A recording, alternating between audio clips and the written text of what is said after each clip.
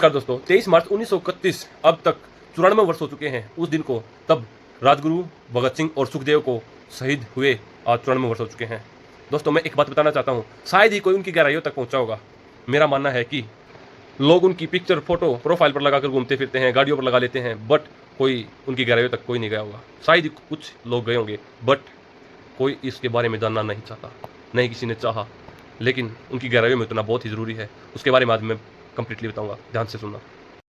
23 मार्च 1931 94 वर्ष हो गए हैं उस दिन से जब राजगुरु सुखदेव और भगत सिंह शहीद हुए।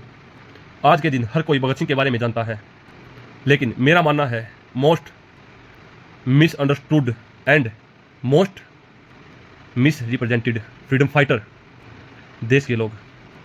बहुत से लोग भगत सिंह की फ़ोटो अपने प्रोफाइल पिक्चर गाड़ी वगैरह के पीछे लगवा कर घूमते हैं, लेकिन शायद ही उनकी गहराइयों में जाकर उसको समझा हो। बहुत ही कम लोगों ने उसकी गहराइयों में जाकर उनको समझा होगा, उनके विचार और उनकी विचारधारा और उनके आइडियाज़ को समझा होगा। शायद ही कोशिश करी हो। आज की वीडियो में उसी की चर्चा करना चाहूँगा, तो आप लोग ध्यान से सुनना और विचार करना, गौर करना इन बातों पर, समझना। आप एक यंग नौजवान होंगे, लेकिन उनकी चर्चा छोटे से लेके बड़े तक हर किसी के जहन में होगी और होनी भी चाहिए। आइए गहराई से समझते हैं भगत सिंह को। 23 मार्च 1931 को जब वो शहीद हुए, बट जब भी आप भगत सिंह का नाम सुनते हैं, हथियार और वायलेंस ही मन में धारण करते हैं। क्या आप जानते हैं भगत सिंह को अपने ज़माने का फायर इन एक्चुअल कहा जाता था। दोस्तों उसके दोस्त कहते थे कि जब भी वो उसको देखते थे तो वो उसके हाथ में किताब ही पाया करते थे। भगत सिंह ने दोस्तों विस्तार में पढ़ाई की थी, वाकई में ब्रिटिश, यूरोपियन, रशियन और अमेरिकन लिटरेचर को गहनता से पढ़ा था। लेकिन कुछ एस्टिमेट से पहले उन्होंने कुछ 200-250 किताबें पढ़ी थी गिरफ्तार होने से पहले। जब वो जेल में रहे उसके दौरान उन्होंने 300 से ज़्यादा किताबें पढ़ी। भगत सिंह को न केवल किताबें पढ़ने के लिए बल्कि उन्हें अपने लेख के लिए भी जाना जाता था, उनकी राइटिंग के लिए। उनके आर्टिकल छपते थे, जैसे कीर्ति, अकाली, अर्जुन, बहुत सारे ऐसे वीर अर्जुन प्रताप जैसे मैगजीन्स में। उस समय की ये पुरानी मैगजीन हुआ करती थी। बात मैं ये कहना चाह रहा हूँ कि भगत सिंह इंटेलेक्चुअल थे, लेकिन आज किसी को बोलें कि भगत सिंह की एक्टिंग करके दिखाना, वो केवल मूंछों को ऐसे घुमाएंगे और गोली की तरह ऐसे निशान करेंगे, बट वास्तव में ऐसा नहीं था। लेकिन भगत सिंह ने ये कहा था कि बम और पिस्तौल से क्रांति नहीं आती, क्रांति की तलवार विचारों से, विचारों की सहन पर तेज होती है। लेकिन आज के दिन लोग विचारों की आइडियाज़ की बात ही कहाँ करते हैं। लेकिन दोस्तों मैं आज भगत सिंह की 3 आइडियोलॉजीज़ के बारे में बताऊंगा: सोशलिज्म, इंटरनेशनलिज्म एंड एथिज्म। दोस्तों भगत सिंह सोशलिस्ट, जो कार्ल मार्क्स एंड लेनिन की विचारधाराओं से बहुत ही प्रभावित थे। वो दोस्तों ने दर्द होता था कैसे किसानों को, मजदूरों को फैक्ट्रियों में इस तरह से तड़पाया जाता था, एक सोसाइटी के द्वारा इस तरह से बुरी तरह से ट्रीट किया जाता था उन्हें। लेकिन सोसाइटी के नीचे वर्ग जो वहाँ पे काम करते थे, उन वर्गों के लिए वो लड़ना चाहते थे। दोस्तों की प्राइज कटिंग दिखती है 1923 में, जब गुरु गोविंद सिंह के सूरा सो पहचानिए जो लड़े तीन के हित, पुर्जा पुर्जा कट मरे कबू ना चढ़े खेत। यानी बहादुर वह है जो दिन दुखियों के लिए लड़ता है। अरे भले ही उसके पुर्जे पुर्जे अलग हो जाए, लेकिन वो मैदान छोड़कर कभी नहीं भागता है। हमारे ज़्यादातर फाइटरों को ब्रिटिश राज से आज़ादी पाना था। उनका मकसद यही था कि ब्रिटिश गोरे उनसे हमें आज़ादी मिले। लेकिन कुछ लोग बहुत ही घातक सिद्ध हुए। लेकिन जो सोशल जस्टिस का मामला था, उस पर बाद में विचार किए जा सकते थे। लेकिन भगत सिंह का कहना था, एक किसान के लिए, एक मजदूर के लिए वो फर्क नहीं पड़ता कि टॉप पर कौन बैठा है सरकार में, चाहे कोई ब्रिटिश हो या कोई भारतीय नागरिक हो। एक्सप्लॉयटेशन होती है, बस फर्क नहीं पड़ता कि एक्सप्लॉयटेशन करने वाला कौन है, लॉर्ड रीडिंग हो या सर पुरुषोत्तम दास हो। किसानों और मजदूरों की ज़िंदगी में कोई बदलाव नहीं आएगा अगर एक्सप्लॉयटेशन चलती रहेगी। तो ये मानना था भगत सिंह का।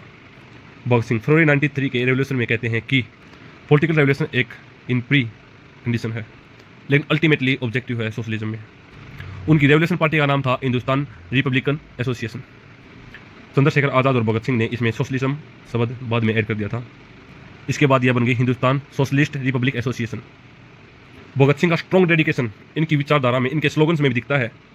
दोस्तों जब असेंबली में बम गिरा गए थे, बड़ुकेश्वर और भगत सिंह ने 3 स्लोगन कहे थे।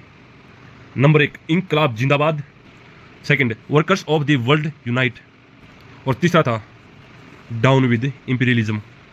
सिमिलरली इन्होंने इसके साथ साथ नारे उठाए थे, long live socialist revolution and down with imperialism. तो ध्यान दो इस चीज़ पर। एक फेमस श्लोक है महाउपनिषद में, शायद आपने सुना भी होगा, वसुदेव कुटुंबकम, यानी पूरी दुनिया ही परिवार है।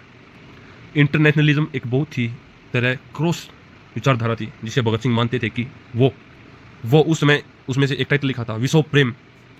यह पब्लिश किया था कलकत्ता की मैगजीन मतवाला में 1924 में। यह कितना महान आदर्श है, हर किसी को अपना हो जाने दो, कोई भी अजनबी ना हो।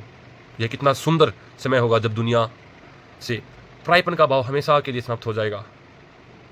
वह दिन जब आदर्श स्थापित होगा, उस दिन हम सब यह कह सकेंगे कि दुनिया ने अपनी ऊंचाई को छू लिया है।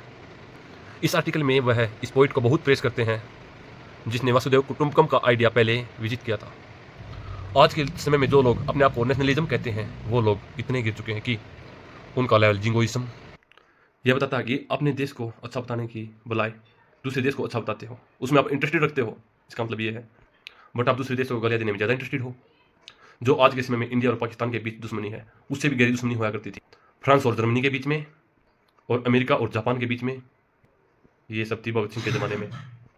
भगत सिंह ने एक ऐसा ख्वाब देखा था कि जब एक ऐसा दिन आएगा जब कि फ्रांस और जर्मनी एक दूसरे से जंग नहीं लड़ेंगे बल्कि ट्रेड करेंगे, व्यापार करेंगे, और वो दिन कहलाएगा जेनिथ ऑफ प्रोग्रेस।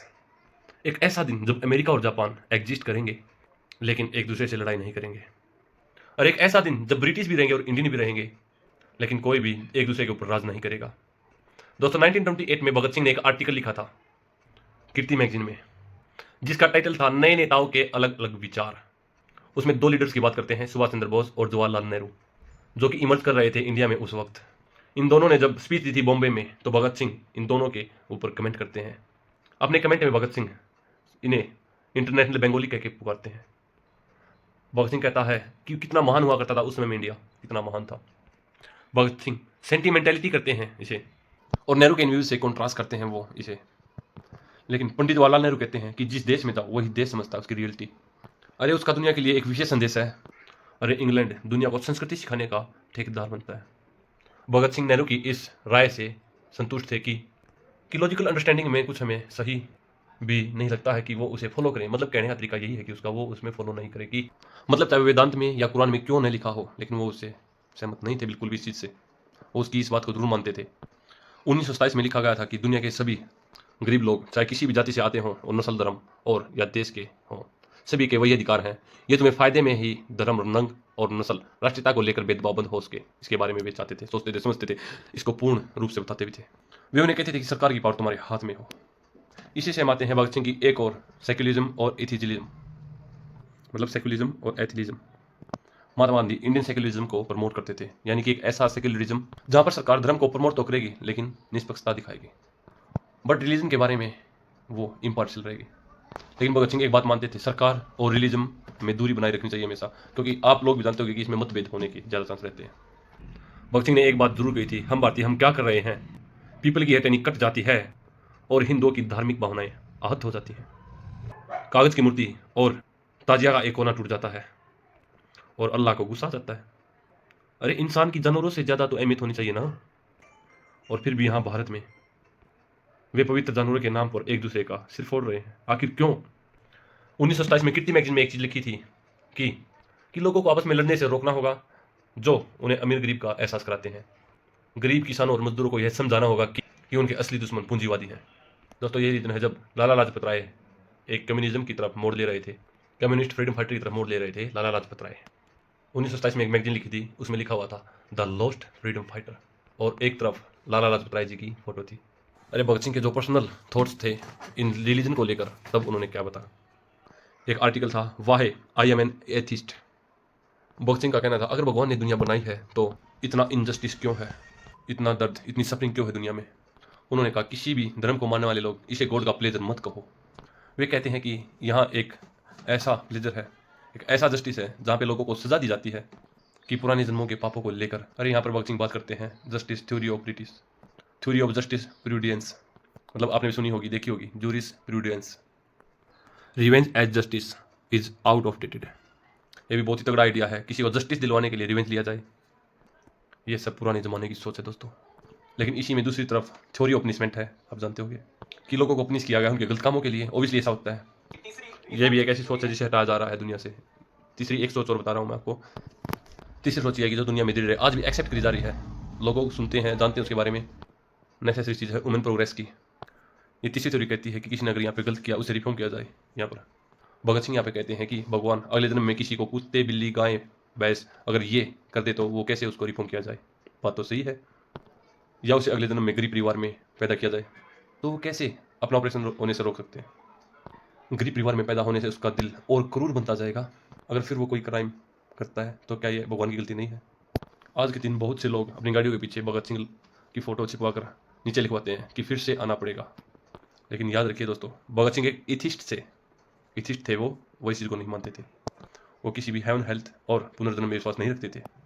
जब वो अपनी ज़िंदगी को कुर्बान करने जा रहे थे तो वो जानते थे कि ये दी एंड है, अब इसके आगे कुछ नहीं होगा। अब at the same time Bhagat Singh कहते थे कि इंसान को मारा जा सकता है लेकिन उसके विचारों को नहीं। इस बात को आप भी गहनता से समझ सकते हैं।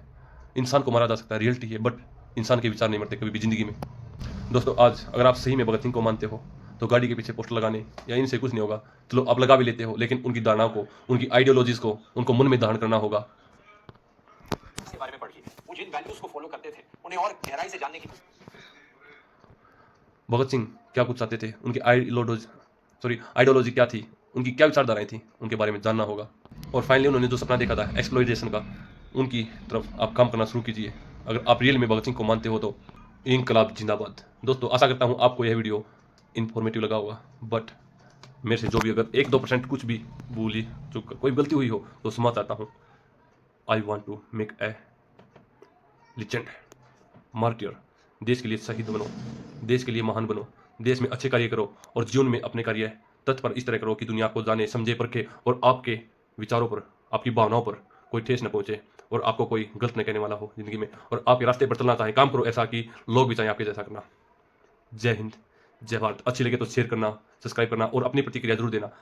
जाने में कोई गलती हुई तो एक बार फिर से माफी चाहूँगा। जय हिंद, जय भारत।